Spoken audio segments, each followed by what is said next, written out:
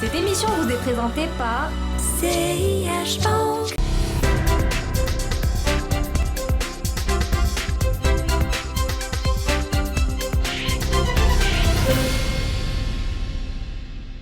Mesdemoiselles, Mesdames, Messieurs, bonjour, bienvenue dans ce nouveau numéro de l'Hebdo des marchés. Cette semaine, une fois n'est pas coutume, nous vous proposons une pause littéraire. Mais une pause littéraire toujours dans la thématique financière.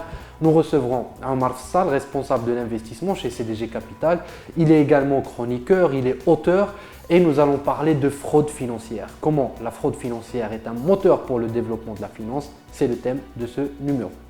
حصريا عند سياش بانك كود 30 أول حساب مجاني لجميع الشباب أقل من 30 سنة. CIH Bank. La banque de demain, dès aujourd'hui. Un autre vous connaissent, désormais vous passez souvent sur notre web TV. Je rappelle que vous êtes responsable de l'investissement à l'international chez CDG Capital. Vous êtes auteur, vous êtes chroniqueur. Votre premier ouvrage était Tout savoir sur la finance, n'est-ce pas?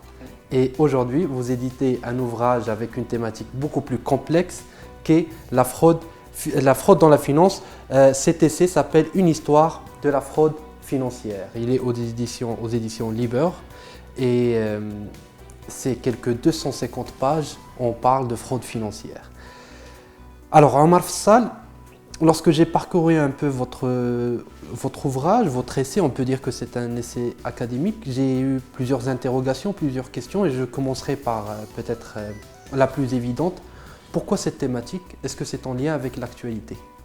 Je pense que ce que j'essaie de montrer à travers ce livre justement, c'est que ça va au-delà d'une thématique d'actualité. C'est-à-dire qu'il y a une première limitation quand je vais commencer à m'intéresser à ce sujet-là, c'est que la plupart des ouvrages qui existent sur la fraude financière sont des ouvrages qui sont spécifiques à une seule période. Donc, typiquement, c'est la bulle Internet par exemple, c'est la crise des subprimes, c'est des scandales Enron des années 2000, mais il y a très peu d'ouvrages qui analysent la fraude financière dans la continuité. Et la seconde limitation que j'ai rencontrée, c'est que ce sont des ouvrages qui généralement s'intéressent à la fraude à partir des années 80. Là où il y a eu beaucoup de dérégulation dans le système financier et beaucoup de sophistication financière.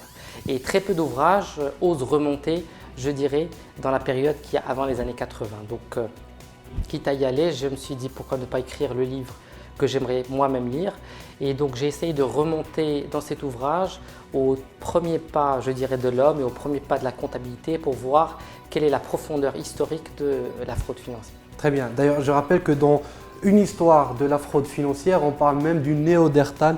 C'est vraiment un travail énorme. Vous remontez très loin dans l'histoire. Et de là vient la deuxième question. Est-ce que vous n'avez pas eu de grands problèmes dans la documentation? Parce que c'est énormément fourni en information, vous remontez très loin dans l'histoire, donc on imagine que pour avoir l'information, c'est un peu compliqué. Écoutez, l'information existe, il faut juste savoir où chercher, où la trouver. Et comme j'ai dit, cette information est très souvent très fragmentée. Donc c'est une information qui va être typique à une seule période.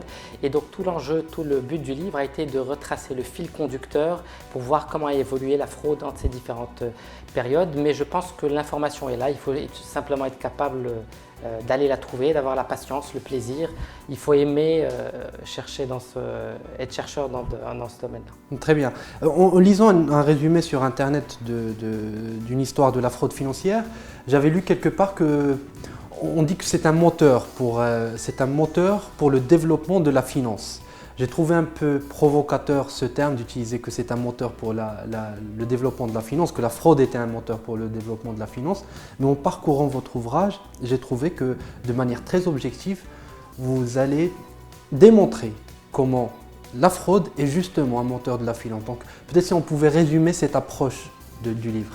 Alors, l'intuition de départ du livre, c'est de penser que la fraude est une régularité dans l'histoire. Vous savez, l'astronomie est une des premières sciences qui a été inventée par les êtres humains. Pourquoi? Simplement parce que c'était très facile à une certaine époque de regarder dans le ciel et de voir une régularité des astres. Donc à chaque fois qu'il y a une régularité des phénomènes, ça veut dire qu'on peut en déceler les causes et qu'il y a une science à étudier derrière.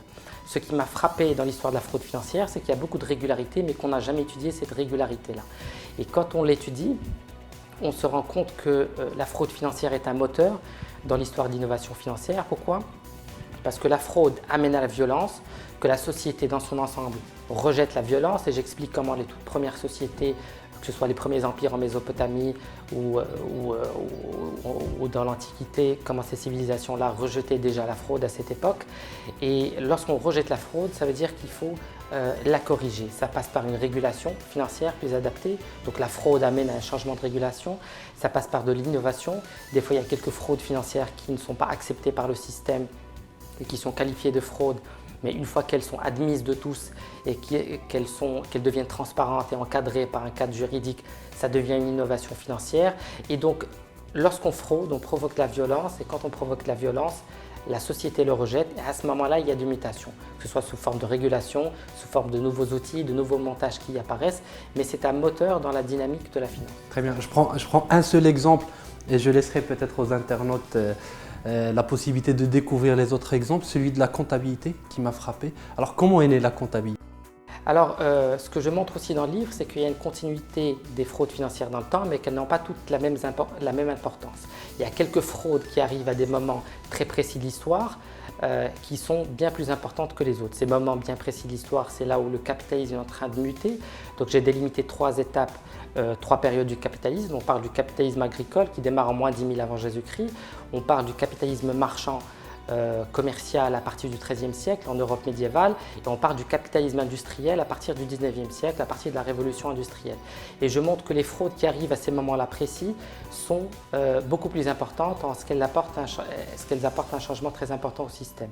Pour prendre votre exemple, concernant l'agriculture, il se trouve que pendant les premiers pas de l'homme, l'agriculture était une activité tribale, c'est-à-dire que les champs étaient détenus en commun, qu'ils étaient labourés en commun, que la récolte appartenait à tout le monde et que c'était un mode de production qui était très collectif. Et la même chose était appliquée au bétail. Sauf qu'avec la montée de l'individualisme et avec des sociétés qui devenaient de plus en plus importantes, une démographie qui augmente, on voit des visages et puis on ne reconnaît plus les noms, il s'est passé quelque chose de naturel, c'est que le sentiment d'individualisme a pris le dessus et qu'on a je dirais, rendu privé ce qui était public comme moyen de production auparavant. Quand vous faites ça, ça veut dire que si pour respecter le fait que votre propriété privée vous appartienne, que ce soit des champs de production ou que ce soit du bétail, il faut qu'il y ait un système qui vous permette de prouver ça. Et ce système-là, c'est la comptabilité. Donc on a inventé le système de la comptabilité pour pallier à la fraude et pour pallier à la violence qui était dégagée au sein de la société par la montée de l'individualisme. Cette comptabilité était d'abord sous forme de jetons en argile, donc la forme des jetons représentait le type de bien qu'on détenait, le nombre de jetons, la quantité. Puis cette comptabilité s'est sophistiquée parce que le nombre de biens qu'il y avait dans la société est devenu plus important. Et donc à ce moment-là, on est passé de système comptable simple où on avait des petites enveloppes vers l'écriture, et c'est donc la sophistication de la comptabilité qui amène vers l'écriture. Donc c'est grâce à la comptabilité que l'homme a commencé à écrire. Exactement. Très bien. Autre chose, Omar Fsaal, dans votre essai, vous passez en revue l'intégralité des grandes époques du développement de l'humanité. Si on devait comparer la fraude financière d'aujourd'hui, celle peut-être de demain, du demain proche, avec ce qui s'est passé dans le passé, est-ce qu'il y a des différences ? Je pense que la fraude devient de plus en plus sophistiquée.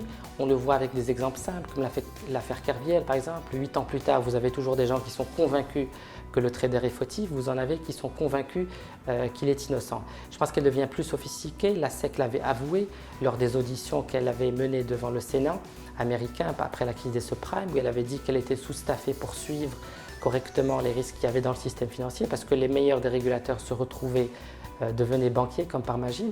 Et donc je pense que elle devient plus sophistiquée, 2, elle devient plus internationale, ce qui nécessite une coordination entre les différents régulateurs pour traquer des montages qui s'étalent sur plusieurs pays, comme le scandale qu'on a eu sur la manipulation des taux d'intérêt à partir de Londres, la manipulation qu'on a eue sur les marchés d'échange.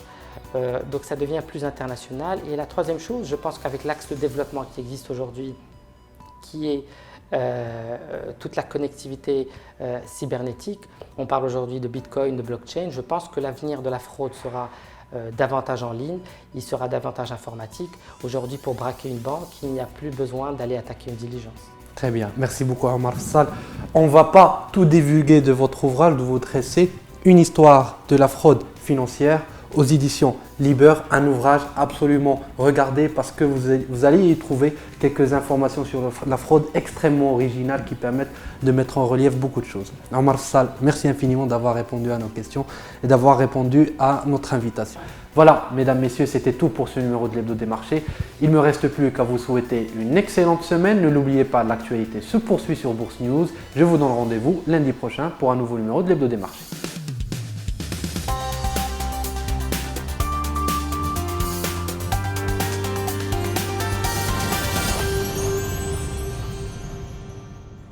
Cette émission vous a été présentée par CIH Bank.